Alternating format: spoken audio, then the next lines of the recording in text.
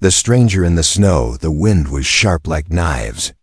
Snow fell in thick waves, covering the broken streets and dead buildings of old Sector 9. Humanity had survived the war, but only just. Now they were cold, hungry, and alone. Jaren pulled his coat tight. His boots had holes. His fingers were numb. He walked quickly, head down, toward the black market. He had one thing left, a ration card, his last one. Enough for maybe one more meal, or a pair of decent boots. He planned to trade it today. He had no choice. As he walked past a collapsed building, he stopped. There was something in the snow. At first, he thought it was just another frozen body. It happened all the time in these parts. People without shelter, without food, just gave up and froze. No one helped anymore, but this one was different. It wasn't human. The figure was small, curled up like a child, half buried in the snow. Skin, not pink, but pale blue, fingers long and thin, hair like silver wires, and eyes half open, glowing faintly. Light blue like ice. An alien. Jaren stared. Every part of him said, "Walk away. It's not your problem. Aliens started the war. Aliens bombed Earth. Billions died. But this one looked like she was crying. Frozen tears had hardened on her cheeks. She was holding something close to her chest. A small metal pendant, broken, rusted, but shaped like a circle with wings. The old peace symbol. He took a step closer. Her chest moved. Very slowly. She was still alive. Damn it. Jaren muttered. He looked up. No one else around. No cameras. No patrols. Just him. And her. He knelt beside her. Her skin was like ice. "You're not going to make it," he whispered. She didn't respond, but her fingers twitched. Jaren pulled off his coat and wrapped it around her. "What the hell am I doing?" he asked himself. He stood, picked her up carefully, and turned around. But then he paused. The coat wasn't enough. She was still freezing. He looked at the black market entrance nearby. That was where he was headed. That was where he could get supplies. Warm clothes. He carried her there. Inside, the black market smelled of oil, metal, and desperation. People traded scraps, wires, bullets, canned food. It was loud and chaotic. Jaren walked to a stall selling old clothes. "You buying?" the trader asked. Jaren nodded. He set the alien woman down gently against the wall. "I need something warm, fast. That's not cheap. Who's it for?" The trader saw the alien. His face darkened. "You serious?" "For her. That's not even human." "She's still breathing," Jaren said. "So, let her freeze. She's one of them." Jaren didn't argue. He reached into his pocket and pulled out the ration card. The trader's eyes widened. "You're trading that for her?" "Yeah, clothes, blanket, whatever you've got." The trader shook his head in disbelief but took the card. Minutes later, Jaren wrapped a heavy coat and scarf around her small body. He covered her in a thick old blanket. Her breathing slowed. It was steadier now. Someone nearby spat on the floor. Wasting food on alien trash. Jaren ignored them. He picked her up again. She was still unconscious, but he thought he saw her lips move. A whisper. Too soft to hear. He didn't know why he was doing this. He didn't know who she was. All he knew was she was someone's wife, someone's daughter, someone left behind in a cruel, frozen world, and no one else was going to help her. So he would. He stepped outside again. The snow had slowed. The sky was turning gray, almost peaceful. He looked down at her face. "You're not dying here, not like this." And then he walked into the snow, carrying her home. The small room was dark. Only a single lamp glowed in the corner, flickering softly. Jaren sat in the chair, eyes heavy from no sleep. The alien woman was lying on the mattress, still wrapped in the blanket he'd traded everything for. Her skin no longer looked frozen. But she hadn't moved, not once. Not even to blink. It had been nearly 12 hours.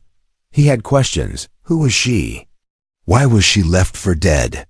And why did her pendant have the old peace symbol, the one that was banned after the war? He leaned forward. Hey, can you hear me? Nothing. He sighed and stood up. Maybe she wasn't going to make it after all. But then a sound, not a whisper, not a breath, a scream. High-pitched, not human. Not from this earth. She sat up so fast, the blanket flew off. Her eyes snapped open, glowing a cold blue. She looked around the room wildly, heart racing, breathing fast. Then she saw Jaren, and she screamed again. She raised her hand.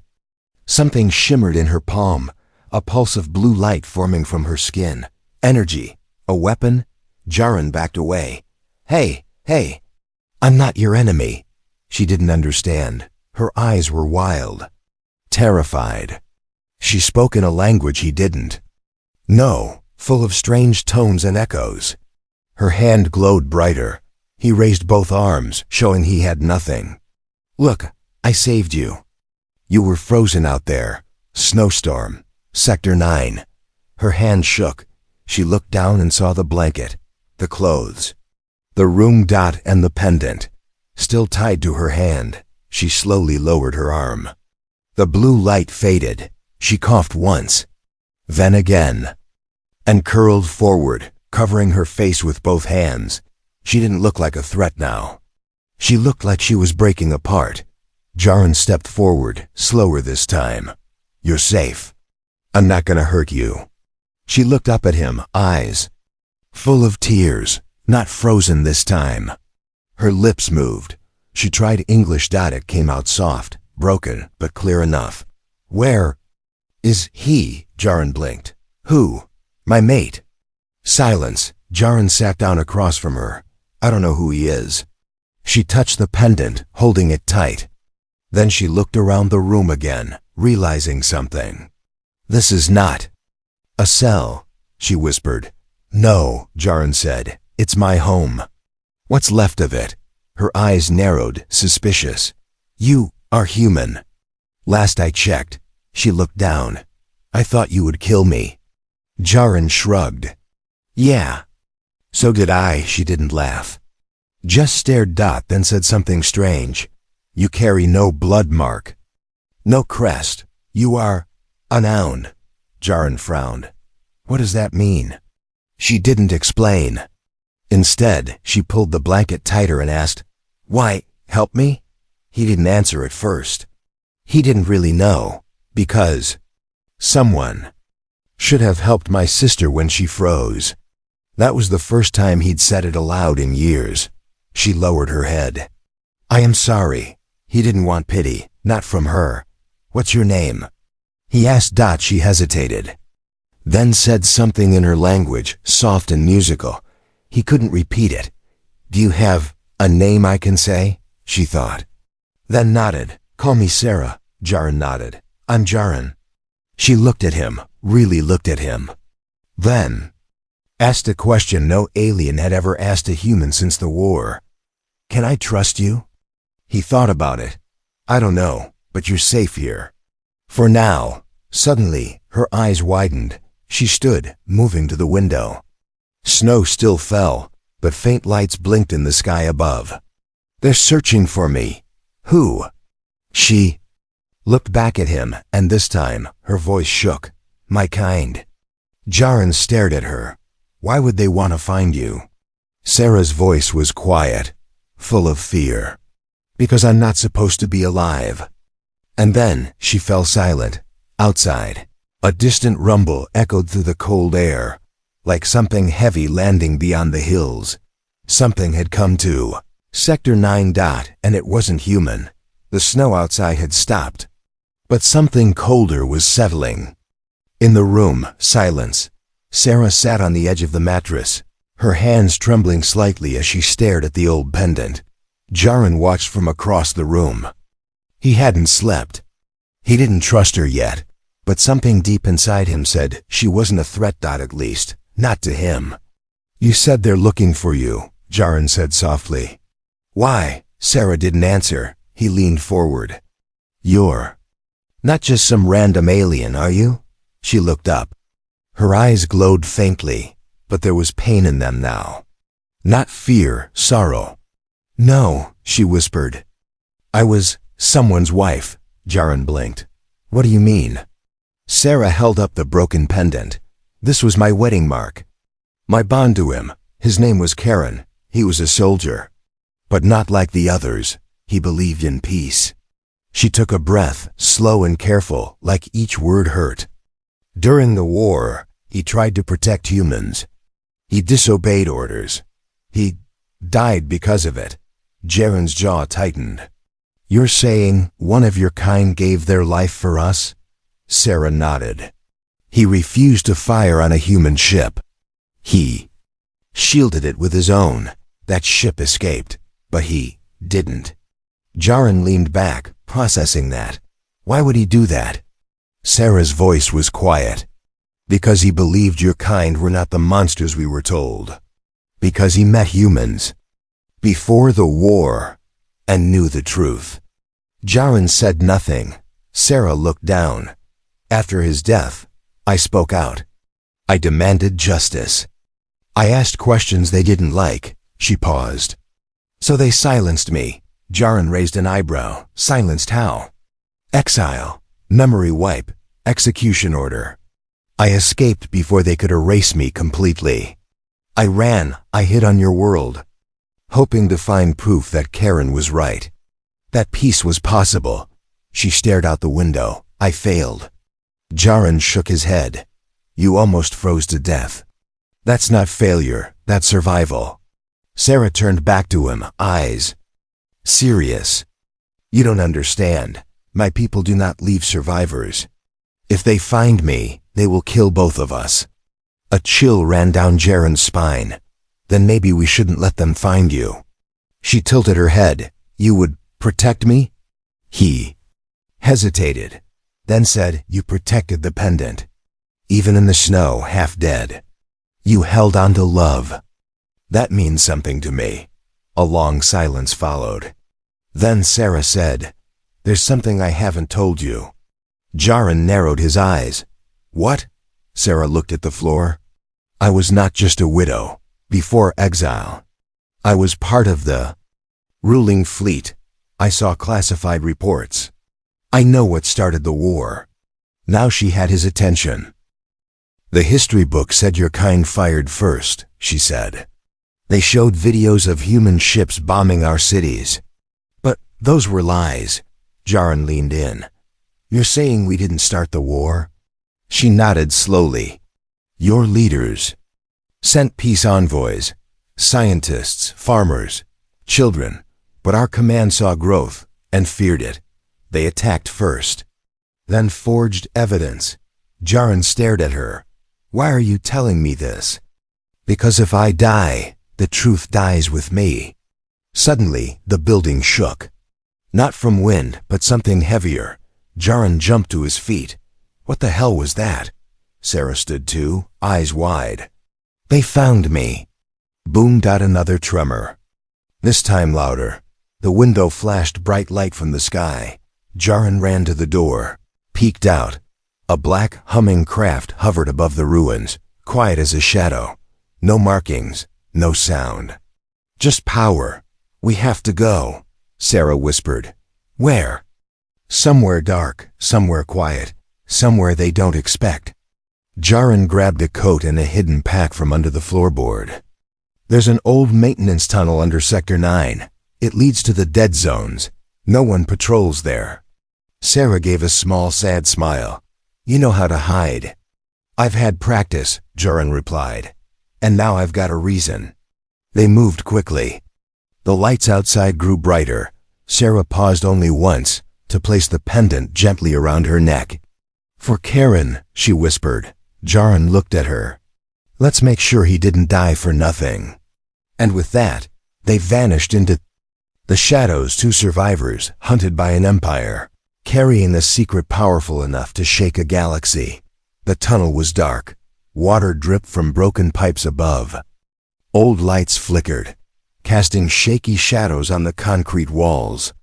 Jaren led the way, his boots splashing through shallow puddles.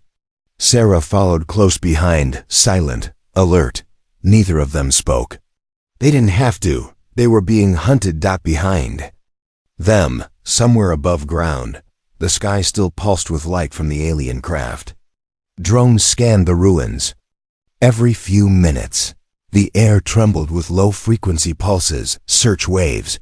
But they weren't the only ones hunting. As they moved deeper into the tunnel, Jaren stopped suddenly. Graffiti covered the walls, symbols, some human, some alien. Crude, spray-painted signs in blood red. A claw, a skull. A single word, marked. Jaren swore under his breath. "We need to turn back." Sarah touched the wall, tracing the mark. "What does it mean?" "It means this tunnel isn't safe anymore," he said. She looked confused. He explained, "These tunnels used to be escape routes. But then the black markers claimed them."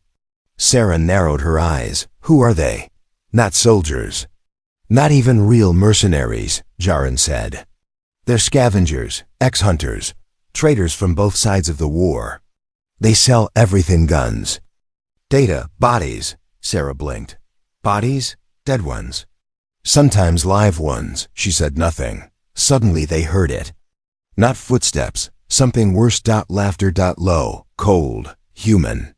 But barely. Jaren pulled Sarah into a side alcove, behind a rusted pipe. He peered around the corner. 3 figures walked into view. Black coats, helmets made from scavenged tech. One had a plasma rifle. Another carried a scanner pulsing green. Third was dragging something. It took Jaren a second to realize it was a body. Small, wrapped in wires. Still breathing, a captured android. Its eyes flickered, pleading silently. One of the black markers raised a knife. "This one's not talking. Strip it for parts." "No." Sarah hissed. Jaren grabbed her arm. "Quiet. We can't help them." "But..." She was already moving. She stepped out of the shadows and raised her hand. Blue energy sparked in her palm. "Let it go," she said. The black markers turned. They stared for 1 second, confused. Then the one with the scanner smiled. Well, she came to us." Jaren stepped out behind her. His gun was old, but steady. "Back away," he said. "Now." The leader of the markers tilted his head. "That thing's got a price on it so big, they'll name cities after us." He pointed at Sarah. "Alive, she's worth more. Dead's easier." The one with the plasma rifle fired. Sarah raised her hand. A shield of blue light snapped into place. The shot bounced off, lighting up the tunnel. Jaren fired back, hit one in the leg.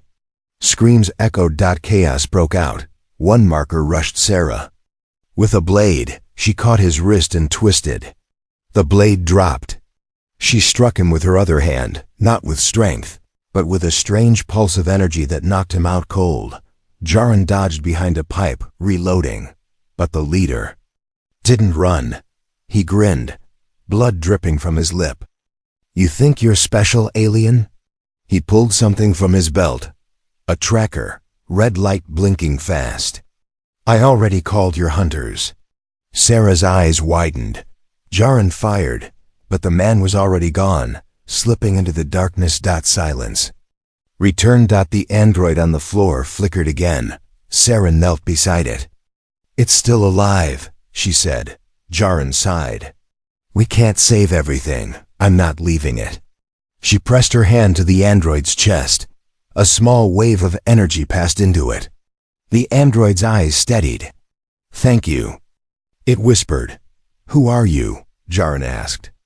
"Designation, Unit 17K, Human-Coded Medical Assistant. I was taken while trying to protect civilians. Can you walk?" The android stood slowly. "Enough." Jaren looked at both of them. "Great, now we're a team." "And we're running out of time," Sarah said. "That man." He activated a beacon. Jaren nodded. "Then we keep moving, fast." They ran deeper into the tunnels, past rusted doors and sleeping rats. The air got colder, the ground more unstable. Where does this lead? Sarah asked. An old transport station. Jaren said. Off-grid. If we're lucky, there's still a working shuttle there. And if we're not? He didn't answer, because he didn't know. But somewhere above them, lights in the sky were growing brighter and across the galaxy. Others had heard the signal. They found the bunker just before dawn. Old, half buried under ice and rubble, forgotten by time. A rusted steel hatch hidden behind a fallen transit hub.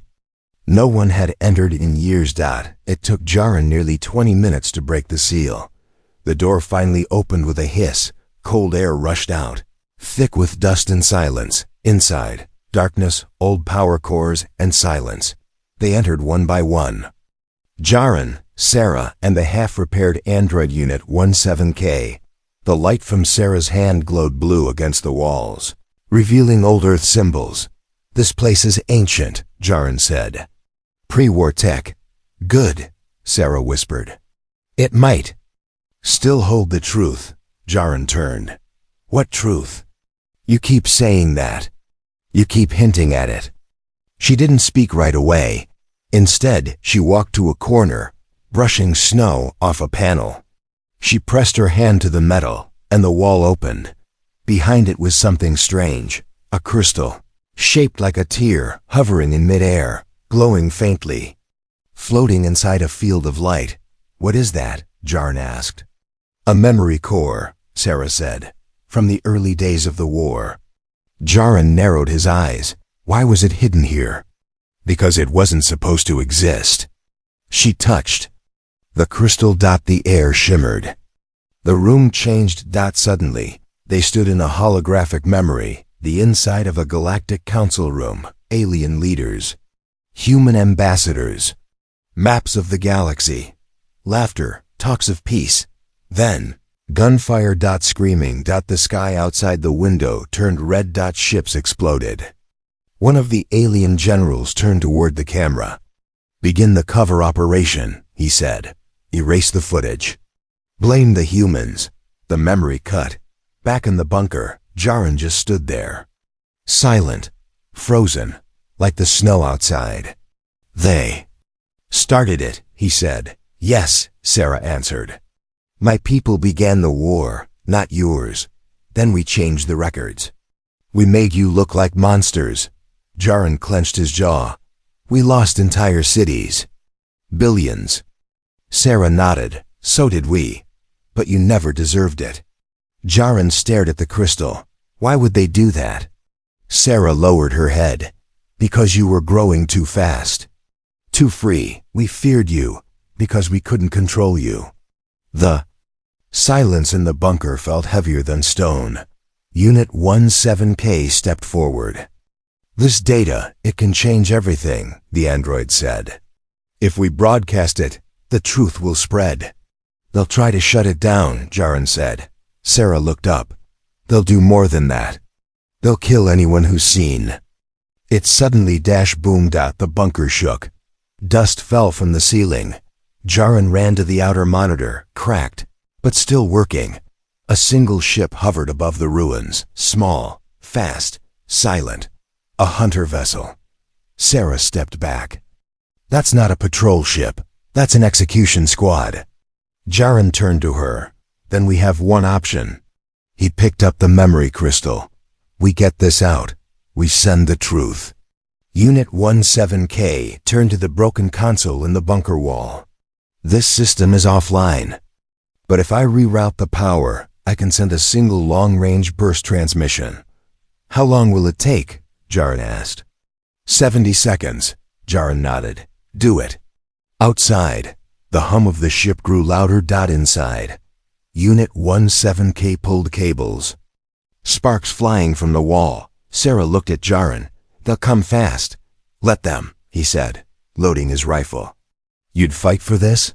He looked at her. Not angry, not afraid. Just steady. I'd fight for truth. I'd fight. For your husband's sacrifice to mean something.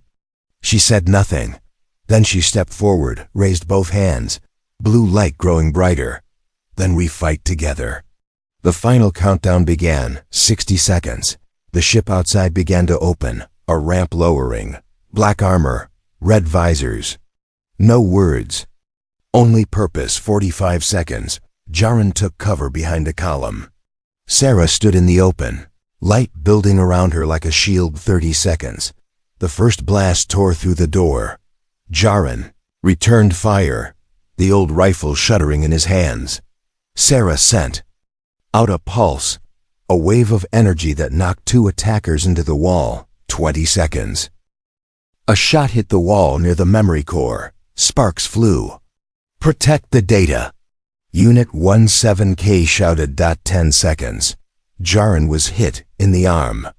He shouted, dropped to one knee. Sarah stood over him, her energy now blinding. 5 seconds. Unit 17K slammed a final switch. 0. The crystal lit up, and the truth flew into the sky. A signal, pure and unstoppable, carrying history. And hope. Outside, the hunters stopped moving. Their systems flickered. Inside, Sarah knelt beside Jaren. "You did it," she said. He smiled weakly. "We did it." Smoke rose from the bunker ruins. The enemy ship was gone, retreating into the clouds, after failing to stop the broadcast. But the cost had been heavy. Jaren sat against a broken wall, clutching his wounded arm. His shirt was torn, soaked in blood. Unit 17K stood nearby, half-powered, one eye flickering. Sarah knelt beside Jaren, silent. Her hands glowed faintly as she pressed them over his wound. It hurt, but the pain didn't matter.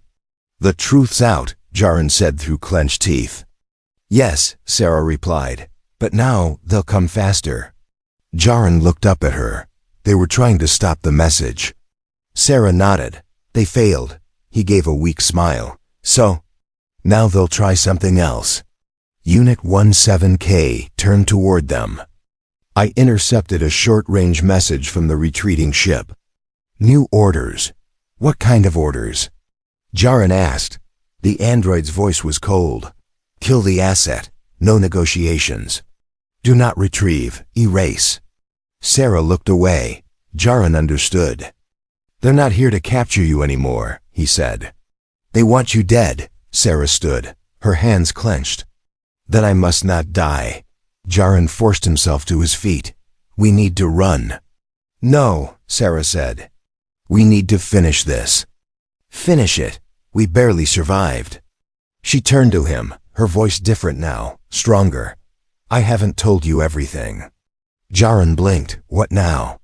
Sarah reached into the remains of her coat and pulled out a small crystal shard, dull, cracked, but pulsing faintly. This was not just a memory core. It's also a key. To what? To the archives of the old Alliance. Jaren looked confused. Sarah explained, "Before the war, my husband and I were part of a hidden alliance, humans, aliens, even machines, working to prevent conflict. We built a backup archive of truth, hidden on a moon no one dares visit." Unit 17K processed the name instantly. Coda 4, Forbidden Zone, radioactive, claimed to be uninhabitable. "It's a lie," Sarah said. "There's a vault there, with evidence, data, and names." Jaren narrowed his eyes. "Names of who?" Sarah looked him in the eyes. "The ones who started the war, the ones still pulling strings on both sides." The air felt heavier. "You want to go there," Jaren said slowly. "Even after they've put a kill order on you." "Especially because of that," Sarah answered. Suddenly the ground rumbled. Then again. A low, thunder-like roar echoed from the valley beyond. Unit 17K checked sensors. Multiple incoming heat signatures. Speed, high, class drop hunters, 6 units. Jaren's heart sank. "They sent assassins." Sarah turned to him. "I can't outrun them alone." Jaren met her gaze. "You won't," she shook her head. "Jaren, if you stay with me, they'll kill you too." He laughed once, not because it was funny, but because of how far things had come.